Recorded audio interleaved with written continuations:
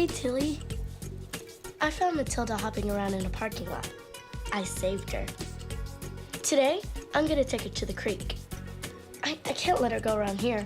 There's too many cars and no water for her to swim in. I'm gonna find her a good home.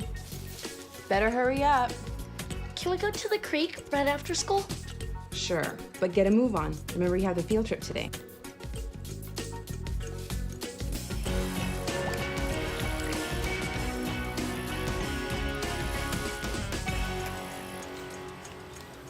Hey everybody, and welcome to the Trinity River Audubon Center. My name is Zishan, and you can call me Z, and I'm gonna be your guide today as you use science to investigate an important question. How healthy is our water? You're gonna investigate the issue and use facts to hypothesize or make an informed guess if the water here is healthy enough to sustain all the animals that live here. Wow, this would be a great place for Tilly to live. Tall plants to hide in and plenty of water. She'd love it. The water looks clean. How can it be unhealthy? Well, there are chemicals and pollutants in the water that are invisible, and certain types of fish and frogs are especially sensitive to contaminants in their ecosystem. There's a test you'll do today that will give you good information about the health of the water. Invisible pollution? The water could hurt Tilly, even if it looks safe. Z told us all about this ecosystem. Eco comes from the Greek word for home. And this isn't just a home for bugs, birds, and animals. It's a part of our home too. Because this is our home's water. Has anybody ever drank water before? Probably already know. Anybody ever showered before? Yeah. You are looking at your drinking water, your showering water, your washing car water. This is our drinking water. Anything that gets thrown on the ground in the city of Dallas or anywhere, Dallas-Fort Worth, gets washed into our drinking water.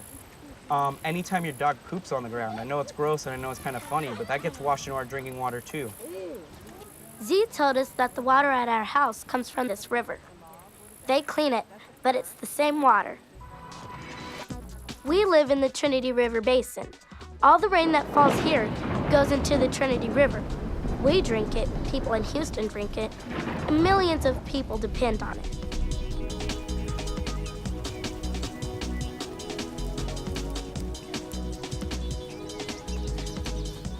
This site used to be a trash dump.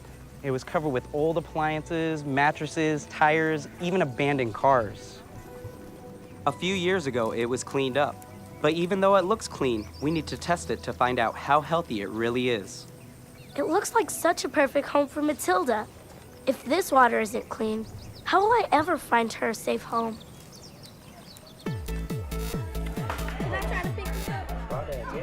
What you're looking at are samples of the water from the pond we studied.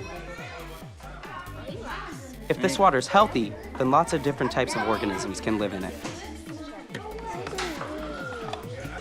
Some organisms, like crawfish, can't survive unless the water is relatively clean. That's a snail. Grab it. Pouch snails can survive even in unhealthy water. And some organisms, like fish, are only present in very healthy water.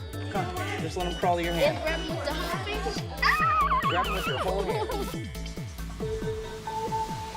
When it rains, the rainwater runs off the streets and into the creeks. Along the way, I bet it picks up oil and gas and pollution from cars. I can't tell how healthy water is just by looking at it, but I can tell by what's living in it, and that's what I'm gonna do at the creek. I won't let Tilly go until I know she'll be safe.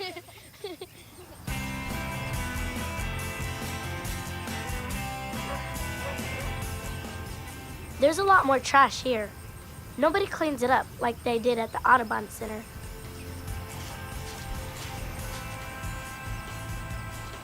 There aren't any minnows, none of the insects that need healthy water.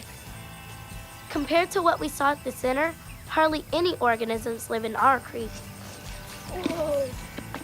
Look, a crawfish! Hey, little buddy. One little crawfish, living alone, in all that trash. I feel sorry for him. but I can't let Tilly live here. Why isn't there more life in our creek? What's wrong with the water?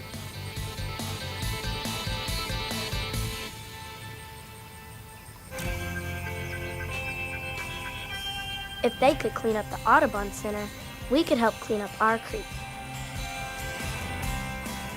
We owe it to Tilly and that little crawfish. And we owe it to ourselves, because this is our home and our water too.